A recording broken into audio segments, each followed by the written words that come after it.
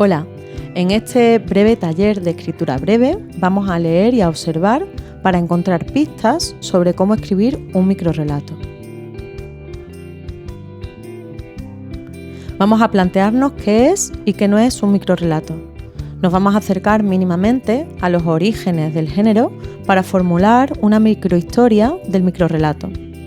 Vamos a conocer sus características, su estructura y algunos de los recursos que se suelen utilizar al escribir este tipo de textos y que te van a servir a la hora de escribir el tuyo. Por último, te daré algunas pautas para el ejercicio de escritura que te planteo en este taller.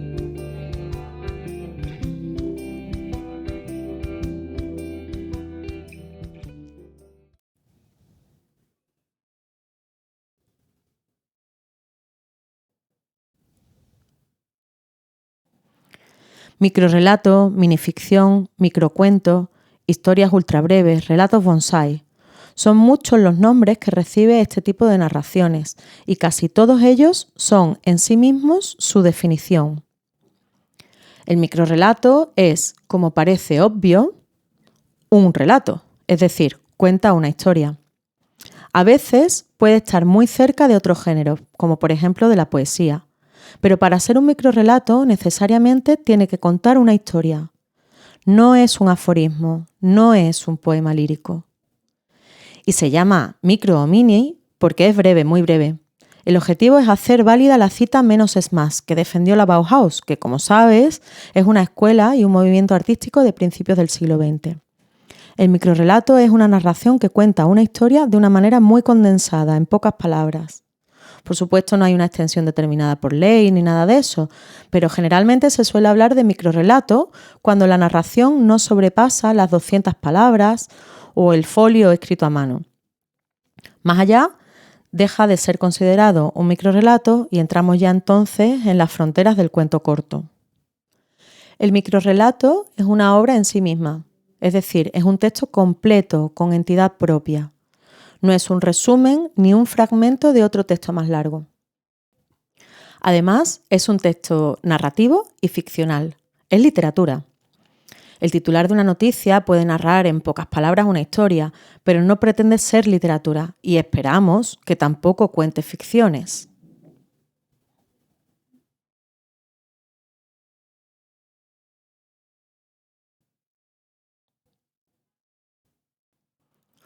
En todas las culturas hay microficciones.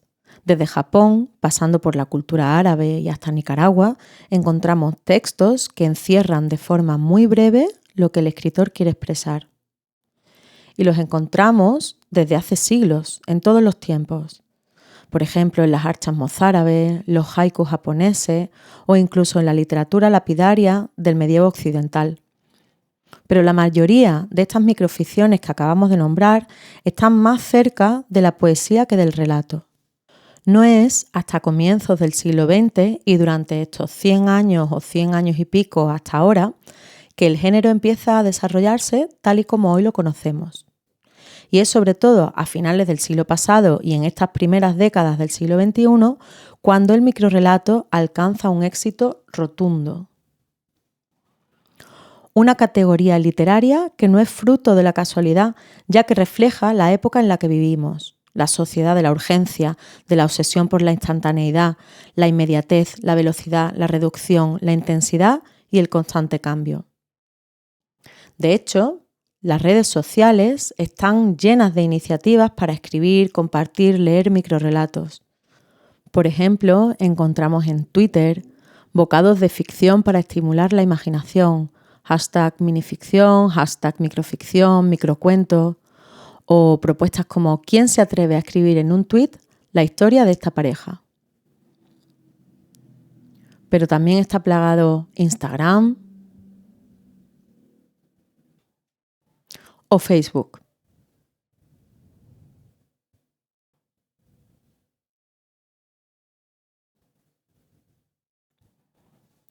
Al definir qué es un microrrelato, decíamos que tiene que contar una historia, es decir, tiene que narrar algo que le sucede a algún personaje en algún lugar y durante un tiempo.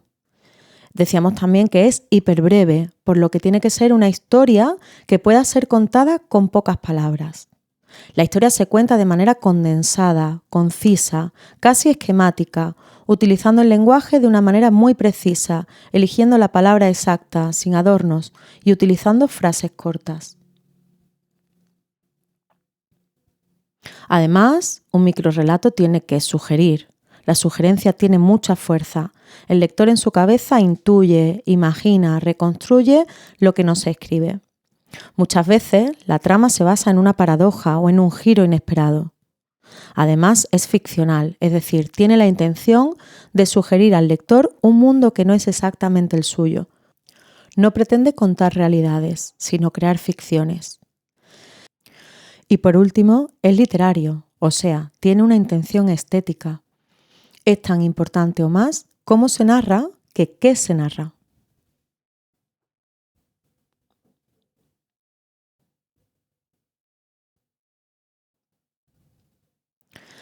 En el microrrelato, la estructura argumental, la tradicional del planteamiento, nudo y desenlace, desaparece y nace una estructura en la que el inicio nos lleva casi directamente hacia el final.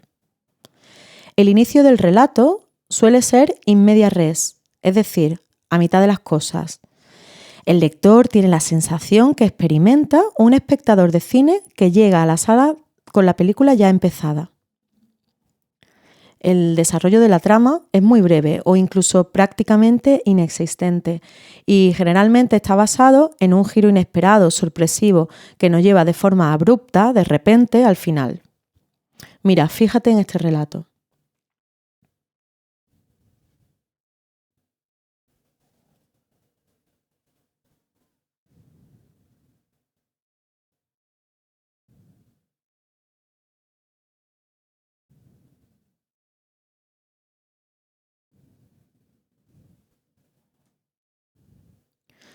Aunque no siempre ocurre así, como en este otro relato en el que el desarrollo de la trama es algo más largo y el inicio no es in media res. Fíjate.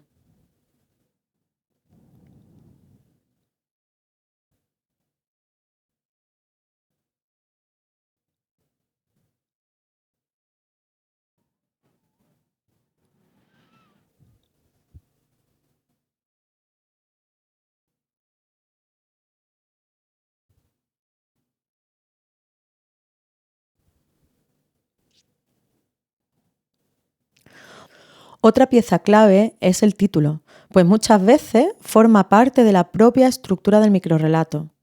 Título y texto establecen entonces una relación de sinergia, es decir, actúan conjuntamente para contar la historia.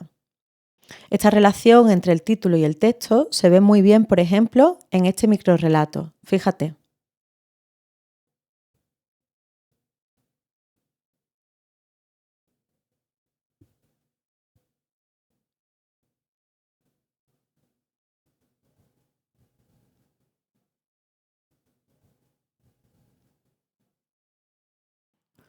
Un buen título para un microrrelato nunca debe desvelar, sino apoyar el relato. Desde mi punto de vista, por ejemplo, el título del famoso microrrelato de Monterroso desvela la sorpresa en la que se basa la narración. Por lo tanto, no es un buen título.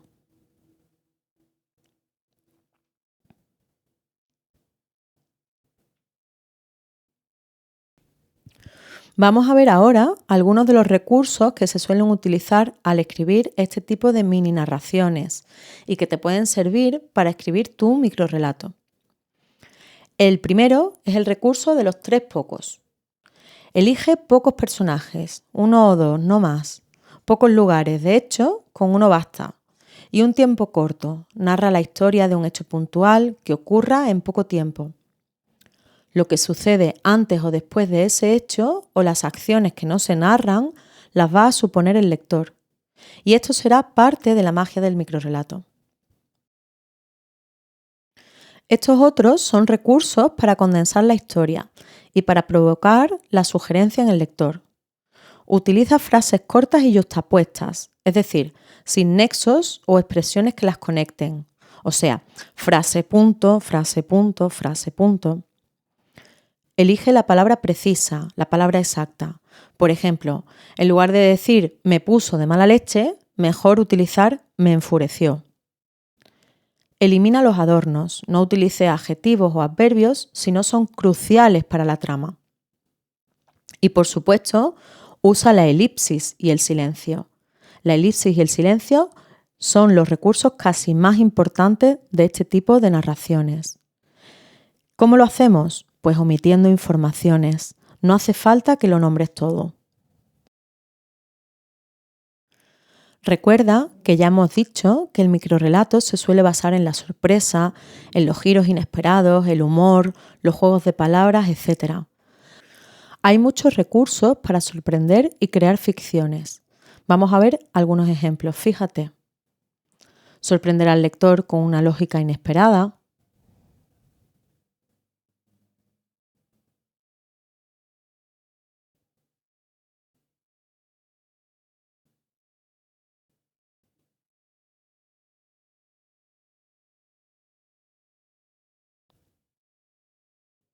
Desviar la lógica hacia el absurdo o la paradoja.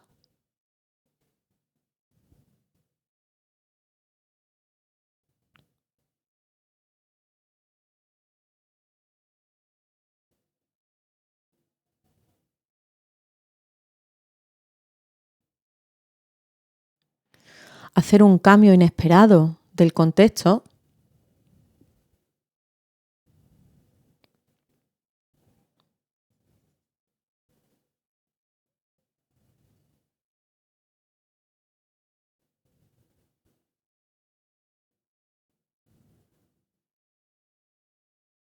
Crear un punto de vista infrecuente o único, es decir, una perspectiva distinta.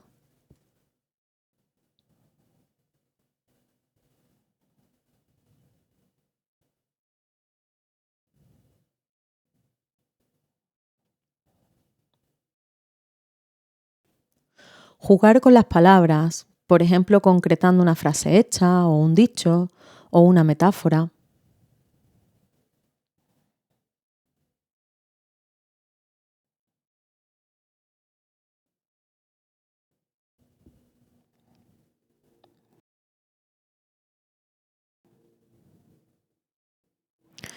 Alterar la historia de un personaje conocido, es decir, desacralizarlo.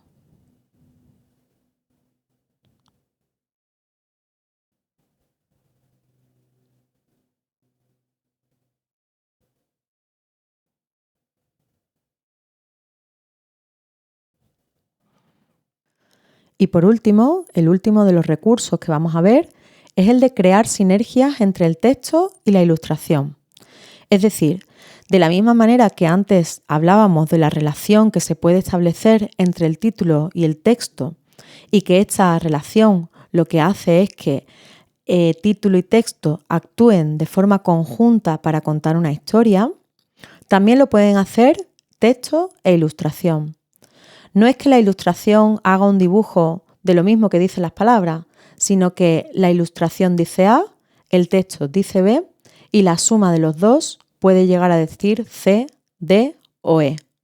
Vamos a verlo en este último texto de Chris Van Allsburg.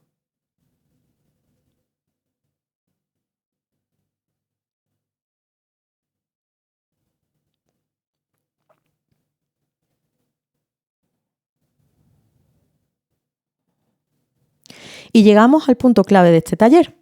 Ahora que has leído 11 microrrelatos, que has observado sus particularidades y que conoces mejor este tipo de narraciones, te toca escribir a ti. El ejercicio de escritura que te propongo se basa en el recurso que acabamos de ver, es decir, en crear la relación de trabajo conjunto entre las palabras y la imagen. Si ya has elegido tu imagen, fíjate bien en ella. Déjate llevar por lo que te inspira. Elige unos cuantos elementos, un protagonista, un lugar, un hecho puntual que quieras narrar y crea tu historia. Puedes utilizar cualquiera de los recursos que hemos visto en este taller. Pon en marcha tu creatividad y dale voz al narrador que llevas dentro.